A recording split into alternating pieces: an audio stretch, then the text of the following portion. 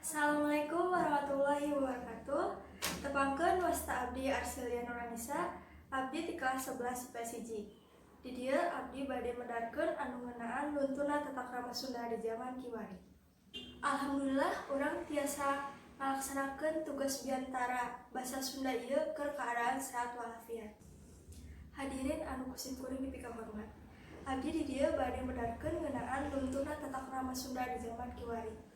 Abdi bade naros kasadaya. Naon sih anu dimaksud tata krama Sunda teh? Tata krama Sunda nyaeta aturan nu aya dina ngagunakeun bahasa Sunda anu merenah. Di zaman kiwari anu modern, barudak biasana sok ngomong bahasa Sunda teh tara ngabedakeun naon eta bahasa Sunda kasar, naon eta bahasa Sunda lemas. Sareng jangka saha wae eta teh Sunda kasar sareng Sunda lemas teh. Tah di dieu abdi bade ngacontohkeun obrolan bahasa Sunda kasar.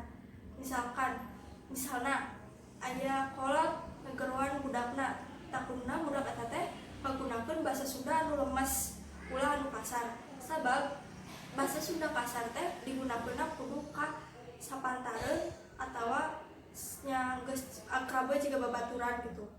Tah sedangkeun bahasa Sunda anu lemes digunakeunna kanggo ka kasaluhureun. Contohna ka orang tua, contohna ka kolot atawa anu kasaluhureun manehna. Tata krama Sunda teh dibagi ada 8 ragam bahasa, nyaeta 6 bahasa lemes sareng 2 bahasa kasar atau bahasa loma. Cikap nu sakitu anu ku abdi kaprihatur, hapunten bila aya bahasa kecapna anu kurang merenah atanapi kurang pas, hapunten bila aya kelepatan. Semoga biantara ti abdi aya manfaatna. Wassalamualaikum